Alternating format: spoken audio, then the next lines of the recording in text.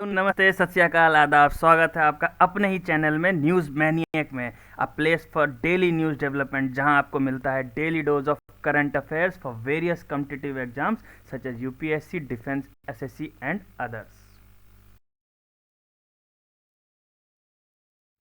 मैं हूं आपका दोस्त यतेंद्र सिंह एंड मैंने अपनी मास्टर्स की है फूड एंड न्यूट्रिशन में, और मैं यूजीसी नेट भी क्वालिफाइड हूं। ये मेरे सोशल मीडिया हैंडल्स हैं। आप मेरे साथ सोशल मीडिया पे जुड़ सकते हैं। साथ ही साथ मैं डेली टेलीग्राम पे अपना लाइव क्लास का लिंक शेयर करता हूं, तो अगर आपको मुझसे इंडियन पॉलिटी पढ़नी है तो आप मुझसे टेलीग्राम पर भी जुड़ सकते हैं।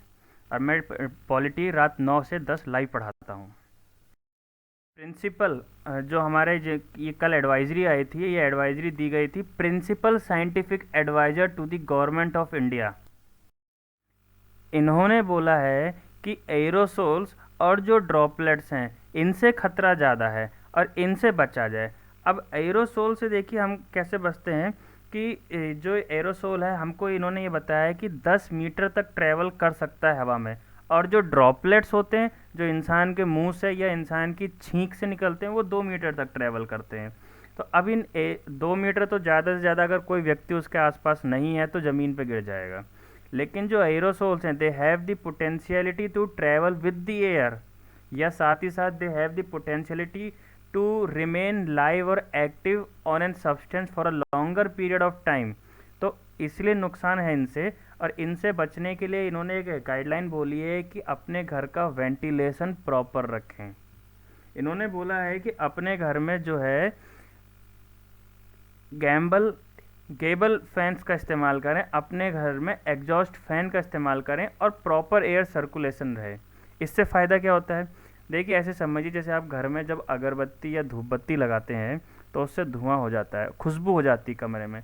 वहीं पे अगर आप अपने उसी कमरे में एग्जॉस्ट फैन ऑन कर दें या पंखा भी चला दें और उसकी जो धुआं है वो बाहर निकलने लगे, तो फिर वो जो उसकी खुशबू है या जो महक है वो डाइल्यूट होने लगती है और थोड़ी देर में गायब हो जाती है। ऐसे ही एरोसोल्स का काम है, इन्हें बस अपने कमरे से निकालना है। जो क्लोज्ड रूम्स होते हैं, जो हमारे बंद कमरे होते हैं, उनमें वेंटिलेशन प्रॉपर नहीं होता है, तो ये जो आपके ड्रॉपलेट्स हैं या ये जो एरोसोल्स हैं, ये वहीं कमरे में ही इकट्ठे हो जाते हैं और कंसंट्रेट होते रहते हैं। इस वजह से जो क्लोज रूम में रहने वाले लोग हैं या जो एसी, इसीलिए जो एसी वाले जो कमरे में रहते हैं उनको खतरा ज़्यादा हो जाता है। ये जो है principal scientific adviser to the government of India की गाइडलाइंस हैं। एक बार मैं इनको पढ़ के आपके लिए बता देता हूँ कि saliva and nasal discharge in the form of droplets and aerosols carry the virus from one person to another. जो हमारा सलाइवा है, जो हमारा थूक है, ये या फिर जो हमारे छींकते समय नाक से या मुंह से जो एरोसोल्स निकल रहे हैं, वो एक आदमी से दूसरे आदमी के पास जाते हैं और ये इनमें ही वायरस होता है। Larger size droplets fall to the ground on the surface and smaller aerosols particles are carried in the air to greater distance। अब जो भारी भारी ड्रॉपलेट्स हैं, जो बड़ी ड्रॉपलेट्स हैं, वो तो ज़मीन पे गिर जाती है, जैसा कि मैंने कहा कि 2 मीटर तक ही इंसान से जाती हैं। लेकिन एरोसोल्स और भी छोटे होते हैं, तो ये क्या होते हैं कि हवा के साथ जो ट्रैवल कर सकते हैं और काफ़ी दूर तक जा सकते हैं, कम से कम 10 मीटर तक जा सकते हैं। इसीलिए लिखा हुआ है infection transmission risk is much lower in outdoor areas as virus particles get quickly dispersed. अब क्या होता है, कोई खुली जगह है तो जो ये जो आपका एरोसोल वाला पार्टिकल है ये हवा के साथ इधर उधर फैल जाएगा।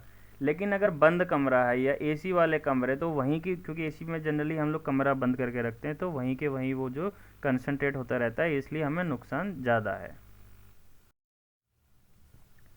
एक बार ये देख लेते हैं, जैसे कि इस डायग्राम में बहुत अच्छे से समझाया गया है कि अगर कोई व्यक्ति मास्क पहनता है तो उससे जो है एरोसोल या जो ड्रॉपलेट है इन्फेक्टेड पर्सन से, वो देखिए कितना कंट्रोल हो जाते हैं रुके हुए। अगर उसने मास्क नहीं पहना है तो कितनी दूर तक जा रहे हैं। जो ड्रॉपलेट्स हैं दे आर हैवी, वो नीचे जल्दी गिर जाती हैं, और एरोसोल्स हल्के होते हैं तो वो दूर तक जा सकते हैं।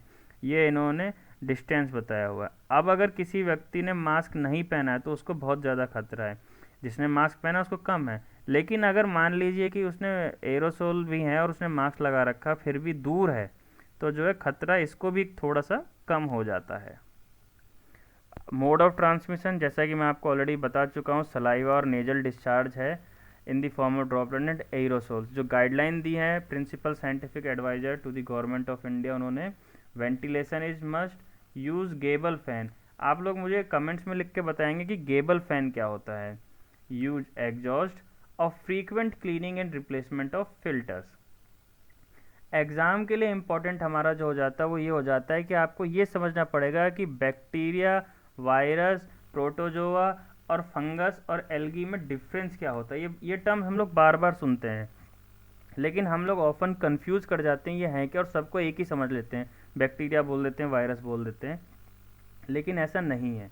इनके बारे में डिफरेंस आपको ज़रूर पता होना चाहिए और बहुत अच्छे से पता होना चाहिए।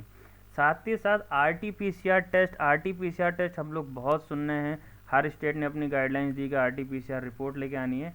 तो ये RT-PCR क्या है, मैं इसकी फुल फॉर्म बता देता हूँ आपको। Reverse transcription polymerase chain reaction, ये क्या है और किस प्रिंसिपल पे ये काम करता है, आपको ये भी पता करना है। साथ ही साथ आपको ये भी पढ़ना है कि एरोब और एनारोब क्या होता है, या एरोबिक और एनारोबिक रिएक्शंस क्या होती हैं।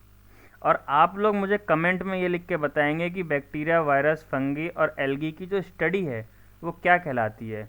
Study of bacteria is known as, या study of virus is known as. ये आप मुझे कमेंट में लिख के बताएंगे, ये मैंने यहाँ पे लिख रखा है। जो भी सही आंसर लिखेगा मैं उसके कमेंट को हाईलाइट करके पिन कर दूंगा ताकि और लोग भी पढ़ सकें। कि सेंटर ने स्टेट्स को बोला है कि इस डिजीज़ को जो है एपिडेमिक घोषित कर दो। अब मैंने आपसे ये बोला था कि इससे क्या फ़र्क पड़ जाएगा अगर किसी डिजीज़ को हम नोटिफाई कर दें एज ए एपिडेमिक और एज ए पैंडेमिक। तो सबसे पहला चीज़ तो ये हो जाएगा कि व्हेन अ डिजीज़ इज़ नोटिफिएबल, अगर कोई डिजीज़ को हम नोटिफाई करते हैं तो जो लोकल गवर्नमेंट है या लोकल एग्जीक्यूटिव बॉडीज हैं, it becomes mandatory for them to report every case to government. हर सिंगल केस गवर्नमेंट को बताना उनके लिए कंपलसरी हो जाता है। साथ ही साथ जो ये डिजीज़ होती है नोटिफिएबल डिजीज, जैसे कि आप कोरोना को ही समझ लीजिए, कोरोना पैंडेमिक हो गया है तो एक एक केस को ट्रैक किया जा रहा है। और तो और किसी जो कोरोना पेशेंट है उसके टच में भी अगर कोई व्यक्ति आया हुआ है तो कांटेक्ट ट्रेसिंग भी की जा रही है। इसलिए every single report is to be reported to the government so that early actions can be taken. और ये जो नोटिफिएबल डिजीज़ होती है इनको हम लोग ट्रैक करते हैं इंटीग्रेटेड डिजीज सर्वेलेंस प्रोग्राम के थ्रू, ये to detect warning signals so that early actions can be taken. और भी हमारे पास कुछ डिजीज़ हैं जो ऐसी नोटिफाइड हैं एपिडेमिक के रूप में, जैसे कि आपका कॉलरा हो गया, एड्स हो गया, लेप्रोसी, प्लेग, ट्यूबरक्लोसिस, ये हमारी एपिडेमिक इंडिया में नोटिफाइड हैं। Also government is focusing to import amphotericin B an anti fungal drug. अगर आपने वो स्लाइड देखी तो स्लाइड में साइड में एक दूसरा आर्टिकल था, वो ये कह रहा था कि गवर्नमेंट को जो है एम्फोटेरेसिन जो कि एक एंटी फंगल ड्रग है उसको फॉरेन से भी मंगाना चाहिए और इंडिया में इसका प्रोडक्शन रैंप अप कर देना चाहिए। यहाँ पे एक चीज़ और है, अगर आप लोग न्यूज़ में हैं या आपने ऐसा न्यूज़ आर्टिकल्स में ज़रूर पढ़ा होगा मीडिया में, कि ये जो बीमारी है black fungus, it is caused by a mould. एक मोल्ड के द्वारा कॉज की जाती है जिसका नाम है हमारा म्यूकोरमाइकोसिस, इसी से इसको नाम मिला है म्यूकोरमाइकोसिस। अब मेरा सवाल आपसे ये है कि एक तरफ तो हम कह रहे हैं कि ये फंगस है और एक तरफ हम कह रहे हैं कि ये मोल्ड है, तो भैया मोल्ड और फंगस में डिफरेंस क्या है? तो एक बार आप ये ज़रूर देख लीजिएगा कि मोल्ड और फंगस में क्या डिफरेंस होता है, और अगर सिमिलर हैं तो क्या सिमिलैरिटी है, और अगर सिमिलर हैं तो फिर अलग अलग नाम क्यों हैं। एक बार ये ज़रूर देख लीजिएगा, और ये बहुत इंपॉर्टेंट है कि आपका बेसिक्स क्लियर हो। अगर बेसिक क्लियर नहीं है तो फिर से वही होगा कि हम मोल्ड को भी फंगस समझ लेंगे, फंगस को बैक्टीरिया समझ लेंगे, और जो हम आमतौर पर करते हैं। Second news, Pune lab develops India's first home covid test kit at chemist for ₹250। ये एक बहुत ही बड़ा डेवलपमेंट है। मैं आपको सच में बताना चाहता हूँ कि इस टाइम जब जितनी ज़्यादा टेस्टिंग हो उतना ज़रूरी है, और ऐसे में अगर एक ऐसी होम टेस्टिंग किट आ जाती है हमारी कंट्री में तो ये एक बहुत ही अच्छी न्यूज़ है। क्यों? क्योंकि अब आपको लंबी लंबी लाइनों में नहीं लगना पड़ेगा, आपको अस्पतालों की लाइनों में लग के अपने लिए हाई रिस्क चांसेस नहीं बढ़ाने होंगे, और साथ ही साथ अब आपको 3-4 दिन का वेट भी नहीं करना पड़ेगा रिपोर्ट के लिए। आपको बस क्या करना है, अमेजोन पे जाना है, अमेजोन से एक किट ऑर्डर करनी है और एक ये ऐप डाउनलोड करनी है, और आप खुद घर पे टेस्ट कर सकते हैं दिए गए निर्देश अनुसार। जो उसमें इंस्ट्रक्शन दिए होंगे उनको फॉलो करके आप खुद ये टेस्ट कर सकते हैं। और सबसे बढ़िया बात क्या है कि ये जो टेस्टिंग किट है it has been approved by ICMR, ICMR इसको अप्रूव कर चुका है, तो ये भी हमारे लिए इम्पोर्टेंट हो जाता है। अब जो बड़ा सवाल है वो ये है कि अगर मान लीजिए कोई व्यक्ति घर में ही टेस्ट करता है, तो बहुत अच्छी बात है कि टेस्टिंग घर में स्टार्ट हो गई, लेकिन अगर वो व्यक्ति पॉजिटिव आ जाता है और वो ये रिपोर्ट ना करे तो ये प्रॉब्लम है। अभी तक देखिए क्या है कि आप लोग अस्पतालों में जाते हैं या टेस्टिंग सेंटर्स में जाते हैं, वहाँ पे टेस्ट करवाते हैं कोविड का, और इन केस आप पॉजिटिव आ जाते हैं तो वो डेटा जो है सीधे सेंटर के पास, हर डिस्ट्रिक्ट में एक सेंट्रल एरिया बना हुआ है, जहाँ पे सेंट्रल मॉनिटरिंग एरिया बना हुआ है, जहाँ पे सारा का सारा डेटा पहुँचता है, फिर वो आपको कॉन्टैक्ट करके जो है आपका ट्रीटमेंट करते हैं, हम सबको पता है। अब जब ये हर इंडिविजुअल के पास ऐप होगी और मान लीजिए वो पॉजिटिव आया and he didn't declare himself, वो गया ही नहीं डर के मारे कि मुझे अस्पताल ही नहीं जाना है, या वो किसी भी कारण से अस्पताल ना जाए खुद का ट्रीटमेंट कराने, तो क्या होगा? कहीं ना कहीं ये सवाल है, वो अपने लिए साथ ही साथ अपने परिवार के लिए रिस्क बढ़ा रहा है, साथ ही साथ देश के लिए रिस्क बढ़ा रहा है। तो ये एक सवाल है जिसके ऊपर आपको सोचना चाहिए, और ये होम टेस्टिंग किट का एक नेगेटिव एस्पेक्ट या ड्रॉबैक बन सकता है आपके आंसर राइटिंग में। तो ये एक क्वेश्चन है, इस क्वेश्चन का आप लोग सोचने की कोशिश कीजिएगा, और जो बच्चे सिविल्स की तैयारी कर रहे हैं आंसर राइटिंग की, वो ज़रूर इसके ऊपर एक बार देखिएगा कि is home testing a good in national interest as it may lead to under reporting of the cases. अगर केस ही कम आएंगे, केस ही कम रिपोर्ट होंगे, तो फिर क्या होगा, और लोग ठीक होंगे कि नहीं होंगे, कैसे होंगे, डिजीज़ का रिस्क बढ़ जाएगा। तो ये इंडिया के नेशनल इंटरेस्ट में कितना फ़ायदेमंद है और कितना नुकसान है, इसके प्रोज एंड कॉन्स आपको सोचने हैं और लिखने हैं।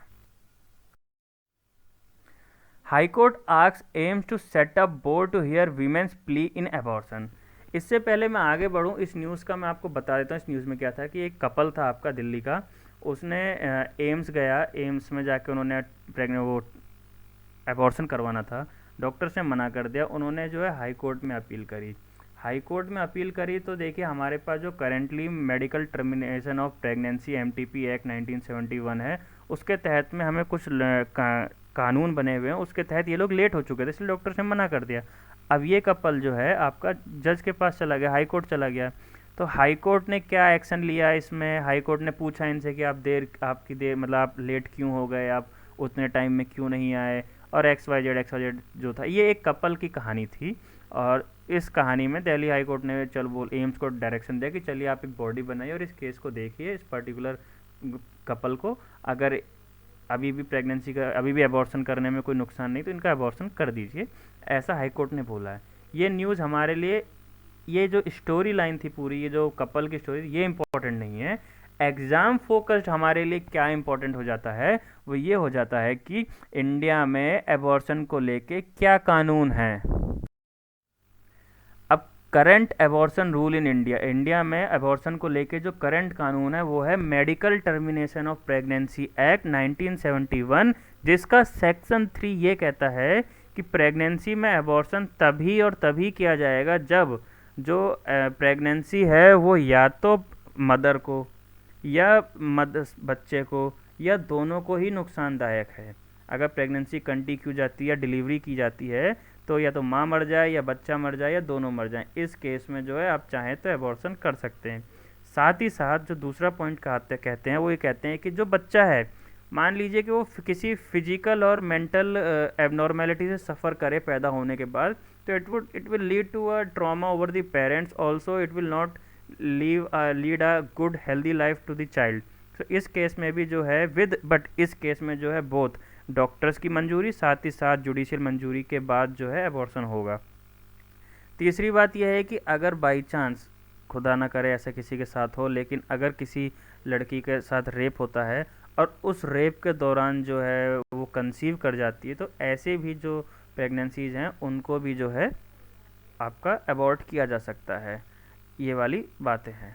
अब medical termination of pregnancy amendment bill 2020 में लास्ट ईयर लाया गया था, and it was quite in news. और ये आप लोगों के लिए जो तैयारी कर रहे हैं एग्जाम्स के लिए, डिफेंस और defence and UPSC and interview, it becomes very important to read this article.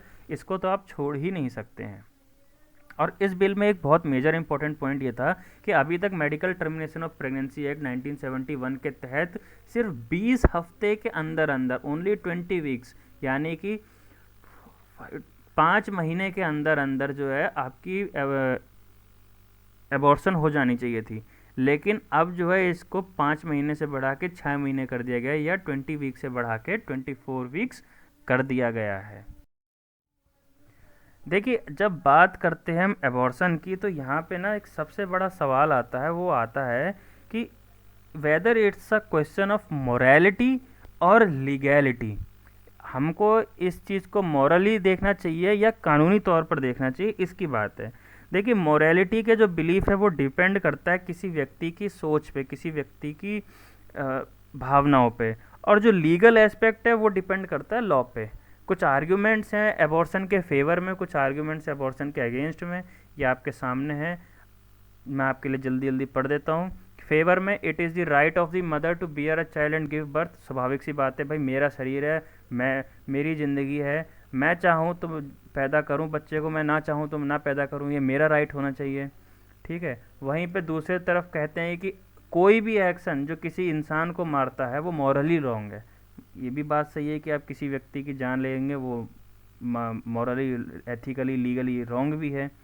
दूसरी तरफ आर्गुमेंट है कि अगर बच्चा जो है फिजिकली या मेंटली एबनॉर्मल है तो वही पेरेंट्स के लिए भी एक ट्रॉमा हो जाता है। पेरेंट्स के लिए उसको हर समय रखाना, उसके लिए एक वैसा ही माहौल वाले बच्चे उसको चिढ़ाएं नहीं। पेरेंट्स के लिए जो इकोनॉमिकली भी जो है थोड़ा सा सेटबैक रहता है पेरेंट्स के लिए, पेरेंट्स भी उतना खुश नहीं रहते हैं जितना उन्हें होना चाहिए एक बच्चे को लेके, नॉर्मल बच्चे को लेके, तो पेरेंट्स के लिए भी एक ट्रॉमा रहता है। साथ ही साथ अगर किसी औरत का जो है रेप के दौरान कंसीव कर जाए तो वो तो सबसे बड़ा सेटबैक है औरत के लिए और उस बच्चे के लिए भी। और कैसे सोसाइटी उसको रखेगी, कैसे देखेगी, ये तो मुझे समझाने की ज़रूरत ही नहीं है आपके लिए। तो ये कुछ आर्ग्यूमेंट्स फेवर में थे। दूसरी तरफ आर्ग्यूमेंट्स ये कहते हैं कि जैसा अभी बोला है किसी भी इंसान को मारना मॉरली रॉन्ग है, तो एबॉर्शन तो एक बच्चे की जान ले रहा है तो वो तो 100% रॉन्ग हो गया, तो वो तो वैसे भी आपका एक जो है लीगल किलिंग है। और साथ ही साथ अगर हम एबॉर्शन को लीगल कर देते हैं इंडिया में, तो ये जो हमारे देश में जेंडर इनइक्वालिटी है कि हम मेल चाइल्ड प्रेफरेंस है, तो ये बढ़ जाता है। और इंडिया में गर्ल चाइल्ड को, इंडिया में क्या है, कहीं भी जो है गर्ल चाइल्ड को मार के जो है रख देंगे, तो ये भी गलत है। इसलिए ऑल एबॉर्शंस आर इमोरल। तो ये कुछ आर्ग्यूमेंट्स हैं फेवर में और अगेंस्ट में, मैंने आपको बताया है। जैसा भी आपको अच्छा लगे, उचित लगे, मुझे कमेंट में ज़रूर लिख के बताइएगा कि आपके हिसाब से क्या एबॉर्शन होना चाहिए, क्या एबॉर्शन के लीगल राइट होने चाहिए या नहीं होने चाहिए, क्या मदर को देना चाहिए या नहीं देना चाहिए, या आपकी क्या सोच है इस बारे में, मुझे कमेंट्स में लिख के ज़रूर बताइएगा। और एग्ज़ाम के लिए एथिक्स के पेपर में GS4 में ये 100% आएगा, इंटरव्यू में ज़रूर पूछा जाता है, मतलब मोस्ट हाई चांसेस हैं पूछने के। तो कृपया एक बार करके medical termination of pregnancy act amendment bill 2020 और 1971 दोनों पढ़ लीजिएगा। Stalin urges Kovind for release of all 7 Rajiv killing convicts. अभी MK स्टालिन है जो हमारे तमिलनाडु के चीफ मिनिस्टर, उन्होंने अपने प्रेसिडेंट रामनाथ कोविंद जी को बोला है कि जो हमारे एक्स PM श्री राजीव गांधी जी के जो किलर्स थे जिन्होंने उनका असैसिनेशन किया था, वो 30 साल की सज़ा जेल में अब तक काट चुके हैं, तो चलिए अब उनको रिलीज़ कर दीजिए। अब मुझे पर्टिकुलर, ये मेरा अपना पर्टिकुलर ओपिनियन है, ये नहीं समझ में आता कि भैया ये जो किलिंग थी ये कोई ऐसा तो था नहीं कि गलती से कर दी, और ये कोई ऐसा भी नहीं था कि कोई छोटी मोटी लड़ाई हो गई थी, ज़मीन की लड़ाई हो गई थी, या जो है उन्होंने उसके बच्चे को मार दिया या चोरी चकारी करके मार दिया गया। It was a planned act of terrorism. ये एक प्रॉपर टेररिस्ट एक्ट था, बहुत प्लान किया गया था। और किसी देश के PM को या एक्स PM को once a PM is always a PM, भले ही ये एक्स हो, आप लिखते हैं ex PM, once a PM always a PM, ठीक है, उसको मारना ही ना एक्ट ऑफ टेररिज्म है। अब वो 30 साल जेल में रह लिए या 40 साल जेल में रह लिए, उससे कोई फ़र्क नहीं पड़ता। दे शुड बी हैंग्ड और punished even much more with grievous punishments, ठीक है। अब अगर आप चलिए ये आर्ग्यूमेंट देते हैं कि 30 साल हो गए और अभी जेल से बाहर आ जाना चाहिए, तो ऐसे तो उनकी जीत हो गई ना। वो लोग तो अपने, ये जो कैदी हैं 7 लोग जो कैदी हैं, ये तो अपनी कम्युनिटी के लोगों में हीरो बन गए कि देखिए हमने तो पीए किसी एक देश के पीएम का असैसिनेशन भी कर दिया, 30 साल देश में 30 साल जेल में आराम से ज़िंदगी काटी, बाहर आ जाएंगे, वो तो हीरो बन जाएंगे। उनकी कम्युनिटी या वो लोग जो अभी भी कहीं होंगे वो तो इनको पैसा देंगे, ये चैन की ज़िंदगी काटेंगे, हीरो बन जाएंगे। दे मे फर्दर मतलब रिक्रूट मोर पीपल और they may further guide them to more act for such actions. तो ये कहीं ना कहीं गलत है। ये भी एथिकल पॉइंट ऑफ व्यू से आपको सोचना चाहिए, समझना चाहिए। और मुझे बिल्कुल नहीं समझ में आया कि ये अपने M.K. स्टालिन साहब जी ने ऐसा क्यों कहा और ऐसा क्यों एप्लीकेशन इन्होंने लिखी है। मतलब ठीक है, समझ में आता है कि 30 साल हो गए, ह्यूमन है, ह्यूमन राइट्स हैं, लेकिन ह्यूमन राइट्स की भी एक लिमिट है। आप नेशन से बड़ा कुछ नहीं है। ह्यूमन राइट्स भी बाद में, पहले नेशन है, नेशन से बड़ा कुछ नहीं है। ये देश ही नहीं रहेगा तो लोगों का क्या करेंगे आप, ह्यूमन राइट्स का क्या करेंगे बताइए। यहाँ पे एग्ज़ाम फोकस हमारे लिए इम्पोर्टेंट ये हो जाता है क्योंकि अब इन्होंने प्रेसिडेंट को अर्ज किया है कि इनकी सज़ा माफ़ कर दीजिए, इनको जेल से बाहर निकाल दीजिए। तो हमको यहाँ पे इम्पोर्टेंट हो जाता है पार्डनिंग पावर्स ऑफ प्रेसिडेंट पढ़ना, और किस आर्टिकल के तहत प्रेसिडेंट को ये पार्डनिंग पावर्स मिलती हैं। साथ ही साथ हमको कुछ ये आर्टिकल्स हैं, fundamental right article 20 and article 21, ये डबल जियो पार्ट है, और आर्टिकल 21, ये दोनों हमें देखने बहुत ज़रूरी है। Life to live with dignity, ये देखना बहुत ज़रूरी हो जाता है हमें इस केस में और आगे भी। Nepal president tells parties to form a new government by 5 PM today. इसका मैं छोटा सा बैकग्राउंड आपको समझा देता हूँ कि अभी नेपाल में क्या हुआ था कि उन्हीं की जो पार्लियामेंट है उन्होंने अपने देश के ही पीएम जो श्री KP शर्मा ओली के खिलाफ जो है एक नो कॉन्फिडेंस मोशन पास किया था, और इसको ये ओली साहब हार गए थे। अब क्योंकि अगर देश की जो रूलिंग पार्टी है वही नो कॉन्फिडेंस मोशन में हार जाएगी, उसी के पास जो है विश्वास प्रस्ताव पूरा नहीं होगा, तो जो वहाँ की जो गवर्नमेंट है या कैबिनेट है वो डिसॉल्व हो जाएगा। तो अब प्रेसिडेंट साहब ने क्या करा, वहाँ के जो कि हमारी श्री विद्या देवी भंडारी जी हैं, उन्होंने बोला कि चलिए अब आप लोग जो है मेजोरिटी साबित कीजिए, क्योंकि कोई पार्टी मेजोरिटी में भी नहीं है। अब क्योंकि कोई पार्टी मेजोरिटी में नहीं है तो इनकी कोalition बनेगी, सब गुट बनेंगे, आप आपस में गठबंधन की सरकार जिसे कहते हैं, गठ बनेंगे, गुट बनेंगे। तो अब इन्होंने गठबंधन बनाने शुरू किए, लेकिन गठबंधन बन के भी कोई एक स्ट्रेटेजिक मेजोरिटी नहीं पा रहा है। तो आपकी प्रेसिडेंट साहब जी ने, विद्यादेवी भंडारी जी ने PM साहब को बोला है कि आज 5 बजे तक आपको जो है, आज फ्राइडे में शाम 5 बजे तक आपको जो अपनी सरकार बना लेनी है। ये तो बैकग्राउंड था, ये हमारे लिए इतना खास नहीं है क्योंकि वहाँ क्या हो रहा है, वहाँ की इंटरनल पॉलिटिक्स में क्या हो रहा है। हमारे लिए खास यहाँ पे दो चीज़ें हो जाती हैं एग्ज़ाम ओरिएंटेशन से और इंडिया के exam oriented point of view से। पहला तो ये पहला तो ये हो जाता है हमारे लिए इम्पोर्टेंट कि इंडिया में PM कैसे चुना जाता है। देखिए अभी मैंने आपको क्या बोला पिछली स्लाइड में कि प्रेसिडेंट साहब ने, भंडारी जी ने ओली साहब को बोला कि आप सरकार बनाइए। इंडिया में भी कुछ सिमिलर प्रोसीजर है। इंडिया में भी यहाँ प्रेसिडेंट जो है मेजॉरिटी पार्टी होती है उसके लीडर को चुनता है बुला के कि हाँ जी आप PM बन जाइए, आप PM की पद संभालिए। अब ये जो मेजॉरिटी जो लीडर होता है ये वापस हाउस में जाता है और कॉन्फिडेंस मोशन पास करता है। 30 दिन के अंदर इस लीडर को अपने जो ये पार्लियामेंट है उससे मेजॉरिटी मोशन जीतना होता है। अगर जीत गया तो ये जो लीडर है जिसको प्रेसिडेंट साहब ने बुलाया था PM बनने के लिए, he will continue to be a PM, otherwise he will not be a PM। समझ गए बात को, ऐसा कुछ प्रोसीजर होता है इंडिया में। तो इसको आपके how a PM is chosen in India, ये आपको पढ़ना है। और इसमें बहुत ही इंपॉर्टेंट हो जाता है हमारा article number 75 which gives the power to president to choose PM। ठीक है, साथ ही साथ आपको ये भी देखना है क्यों, क्योंकि अभी पिछले साल हमारे नेपाल के साथ कुछ थोड़े से डिस्प्यूट्स हो गए थे ओवर द मैप।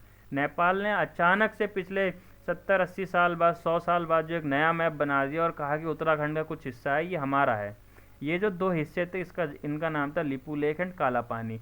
आपको ये देखना है कि लिपू लेक और काला पानी कहाँ पे, क्योंकि मैप में ये सवाल आ सकता है आपकी UPSC में कि लिपू लेक पॉइंट करिए या काला पानी पॉइंट करिए, या this was the region recently disputed between India and Nepal and in Nepal claimed to be there, ये XYZ ऐसे करके। ये आपको देखना है कि लिपू लेक और काला पानी कहाँ पे, ये ज्योग्राफी के लिए इंपॉर्टेंट हो जाता है। साथ ही साथ आपको जो पढ़ना है वो पढ़ना है ट्रीटी ऑफ सगौली। मैं छोटा सा हिंट देता हूँ, treaty of Sugauli was signed between the Britishers of British India and the rulers of the Gorkha party of the Nepal. ठीक है, तो इन दोनों के बीच में साइन हुए थे ताकि यहाँ, और नेपाल का कुछ हिस्सा, क्योंकि वो लड़ाई हुई थी जो ये लड़ाई हुई थी ब्रिटिशर्स की और नेपालीज की, तो उस लड़ाई में ब्रिटिशर्स जीते थे और ब्रिटिशर्स ने कुछ हिस्सा नेपाल का ले लिया था। तो उसके बाद एक फाइनल बाउंड्री सी बन गई थी कि ये बाउंड्री इसके इधर नेपाल है, इसके इधर जो है ब्रिटिश इंडिया है। तो ये ट्रीटी ऑफ सगौली भी आपको पढ़नी है कि कब साइन हुई थी और इसमें क्या क्या पैक्ट साइन किए गए थे। थोड़ा सा नेपाल के बारे में पढ़ लेते हैं। नेपाल की कैपिटल है काठमांडू और लैंग्वेज है वहाँ की नेपाली और हिंदी, और थोड़ी सी रीजनल है क्योंकि नेपाल देखिए इंडिया से जुड़ा हुआ है। हम यहाँ पे देख सकते हैं ये नेपाल है हमारा, और हमको ये भी पता है कि नेपाल जो है 3 साइड से जो है आपका इंडिया से घिरा हुआ है। तो यहाँ पे देखिए गढ़वाली और कुमाऊनी हो जाती है, उत्तर प्रदेश में आपकी भोजपुरी भी हो जाती है, भी यहाँ इस जगह कहीं पे आपकी मैथिली हो जाती है, और यहाँ पे बिहारी हो जाती है, फिर सिक्किम में अगेन वही आपका जो नेपाली हो जाती है। तो इस तरीके से यहाँ पे जो है लैंग्वेज एक मिक्सचर है। मेजरली वहाँ पे जो है नेपाली बोली जाती है। यहाँ का जो रिलीजन है वो हिंदुइज्म है। It's not a secular nation, ये अपने आप को हिंदू नेशन बुलाते हैं, और ये वर्ल्ड का इकलौता हिंदू देश है जहाँ पे सबसे ज़्यादा मेजॉरिटी ऑफ पॉपुलेशन हिंदूज है। हाँ देखिए, बाई नंबर इंडिया में है, लेकिन अगर आप बाई परसेंटेज बात करें तो नेपाल में है। यहाँ की प्रेसिडेंट विद्या देवी भंडारी जी हैं, और ये 1768 में बना था नेपाल, और उस समय इसको बुलाते थे किंगडम ऑफ गोरखा और असल हिंदुस्तान। तो अगर क्वेश्चन एग्जाम में कहीं बनता है, जो कि आपका एसएससी में या एमटीएस में या रेलवेज के पेपर में क्वेश्चन आ सकता है कि असल हिंदुस्तान कौन सा देश है, तो you are going to choose this as Nepal. Nepal का नेशनल एनिमल काव है, और नेपाल की करेंसी है नेपालीज रुपी। एक और बात बता दूं कि इंडिया का 1 rupee is equal to 1.6 rupees, वहाँ पे जो है 1.6 रुपीज़ हो जाता है। Yes, Nepali 1.6 Nepali rupees. Sri Lanka parliament nod for Chinese port city bill with amendments. अभी मैं आपको बताता हूँ हुआ क्या यहाँ पे। हम सबको पता है कि चाइना ने श्रीलंका में एक हम्बनटोटा पोर्ट ले रखा है। हम्बनटोटा पोर्ट चाइना ने 99 ईयर्स के लिए लीज पे ले रखा है। आप ज़रा इमेजिन करके देखिए कि लगभग 100 साल के लिए 3 जनरेशन्स पैदा हो जाएंगी वहाँ पे, 3 जनरेशन, 4 जनरेशन्स हो जाएंगी 100 साल में। और जब पोर्ट, अच्छा ये तो हो गया हम्बनटोटा, और उसने हम्बनटोटा पोर्ट जो है लेके वहाँ पे उसने ना सिर्फ जो उस पोर्ट को डेवलप कर रहा है फॉर कमर्शियल यूज़, साथ ही साथ वो वहाँ पे अपनी मिलिट्री भी डिप्लॉय कर रहा है। ये हो गई दूसरी बात। अगर हम बात करें इस न्यूज़ की, तो इस न्यूज़ में अभी पिछले कुछ दिनों से, कुछ हफ्तों से श्रीलंका के पार्लियामेंट में एक आर्ग्यूमेंट चल रहा था कि चाइना नेपाल में एक पोर्ट सिटी नाम की जगह डेवलप कर रहा है, बहुत बड़ा इलाका जो है पोर्ट सिटी नाम से डेवलप कर रहा है, और इसको परमिशन देनी चाहिए नहीं देनी चाहिए।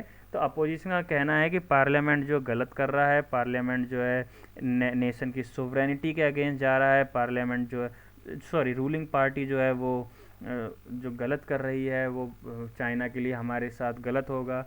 और आप खुद सोच के भी देखिए कि अगर पोर्ट सिटी नाम की जगह बन जाएगी और वहाँ पे चाइनीज सेट 99 ईयर्स के लिए, तो हम्बनटोटा पोर्ट है, और अगर पोर्ट सिटी बनाएंगे, ऐसा मुझे अभी एग्जैक्ट नहीं पता है कि कितने ईयर के लिए है, लेकिन फिर भी मान के चलिए कि 30-40 ईयर्स होगा, और 30-40 ईयर्स में अगर वहाँ पे चाइनीज़ सेटलर्स रख दिए जाएंगे, तो अगले 30 साल 40 साल में तो भैया वहाँ पे श्रीलंका में 2 चाइनीज़ कॉलोनीज हो जाएंगी, 2 चाइनीज़ स्मॉल सिटीज या स्टेट हो जाएंगे, एक हम्बनटोटा पे, एक पोर्ट सिटी पे।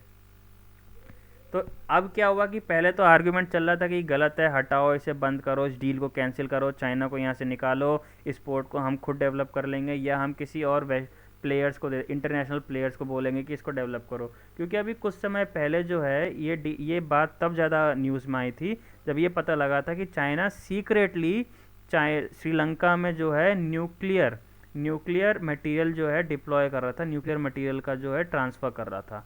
अब किसी देश में आप मान के चलिए कि अगर बिना आपकी जानकारी के न्यूक्लियर मटेरियल आ जाएगा, तो ये कितनी बड़ी बात है उस देश की सिक्योरिटी के लिए, उस देश की सोवरेनिटी के लिए। और चाइना को तो हम सब जानते ही हैं कि वो क्या करता है। तो ये इस चीज़ के ऊपर आर्ग्यूमेंट चल रहा था। अब पार्लियामेंट ने क्या करा श्रीलंका की कि इसको ओके बोल दिया और इसको पास कर दिया, और अब ये चाइना जो है इस पोर्ट सिटी को बनाएगा। ये तो इस न्यूज़ का बैकग्राउंड था। हमारे लिए यहाँ पे जो इम्पोर्टेंट हो जाता है वो ये है कि अभी ये तो चाइना बना रहा था, फिर इसको काउंटर करने के लिए चाइना ने श्रीलंका ने भी क्या करा कि वेस्ट कंटेनर टर्मिनस, ये वेस्ट कंटेनर टर्मिनस जो है ये इंडिया को बनाने के लिए दिया। इस वेस्ट कंटेनर टर्मिनस में इंडिया और जापान शेयर होल्डर्स हैं।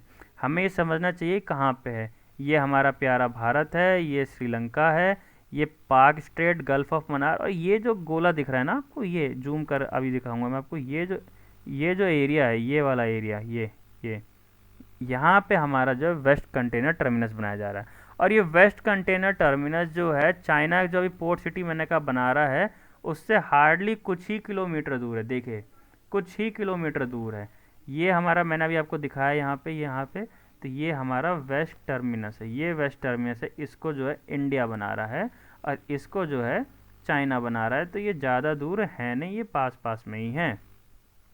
और ऐसा इसलिए भी श्रीलंका कर रहा है क्योंकि अभी क्या है कि यूएन सिक्योरिटी काउंसिल में श्रीलंका को सपोर्ट चाहिए ह्यूमन राइट वायलेशंस के आगे। अभी श्रीलंका ने क्या करा कि एक तो बुर्खा बैन कर दिया अपने देश में, बुर्खा नहीं पहनेंगी वहाँ की मुस्लिम महिलाएं।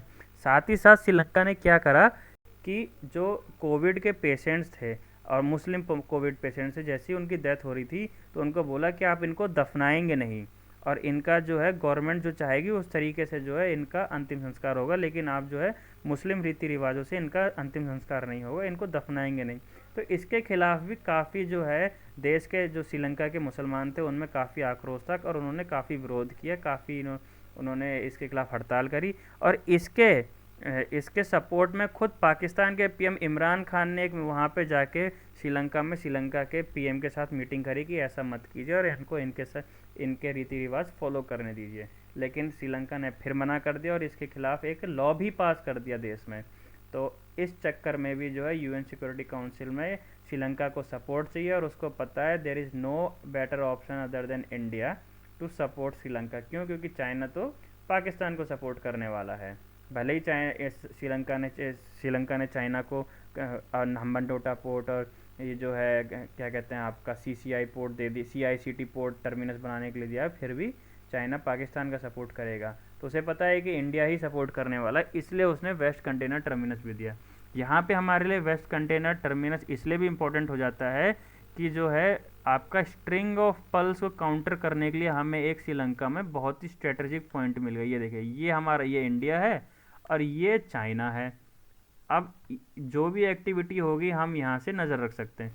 साथ ही साथ इंडिया का जब से पीएम मोदी 2014 में आए थे तो उन्होंने एक फॉरेन पॉलिसी यूज की थी कि नेबरहुड फर्स्ट पॉलिसी। तो ये नेबरहुड फर्स्ट पॉलिसी के तहत भी हमारे लिए बहुत इंपॉर्टेंट हो जाता है। Exam oriented point of view से आपको यहाँ पे जो देखना है स्ट्रिंग ऑफ पल्स देखना है। लगभग मैं रोज़ ही स्ट्रिंग ऑफ पल्स को बोलता हूँ कि ये एग्ज़ाम के लिए बहुत इंपॉर्टेंट है। तो मुझे नहीं लगता कि अब आपको समझ में नहीं आ रहा होगा कि कितना इम्पोर्टेंट है, और इसकी इम्पोर्टेंस को, गंभीरता को आपको समझना चाहिए और इसको आपको पढ़ के जाना चाहिए बहुत ही ज़रूरी तरीके से। और सागरमाला प्रोजेक्ट भी आपको पढ़ना है कि सागरमाला प्रोजेक्ट ये इंडिया का प्रोजेक्ट है, ये क्या है। स्ट्रिंग ऑफ पल्स चाइना का प्रोजेक्ट है, वो पढ़ना है। और आपको मुझे कमेंट में ये लिख के ही बताना है कि स्ट्रिंग ऑफ पल्स को काउंटर करने के लिए इंडिया ने कौन सा प्रोजेक्ट लॉन्च किया है। इंडिया ने भी एक प्रोजेक्ट लॉन्च किया है to counter China string of pearls, उसका नाम क्या है आप मुझे कमेंट में लिख के बताएंगे। और ये था आज की सारी न्यूज़, इंपॉर्टेंट न्यूज़ जो मुझे लगता था कि एग्ज़ाम के पॉइंट ऑफ व्यू से इंपॉर्टेंट है और कवर करनी चाहिए। आपके लिए जो भी सजेशंस हो मुझे कमेंट में ज़रूर लिख के बताइएगा, मैं उन पर ज़रूर वर्क करूँगा। और keep supporting me, keep subscribing and do like the video अगर आपको पसंद आई हो तो, and stay safe. Thank you.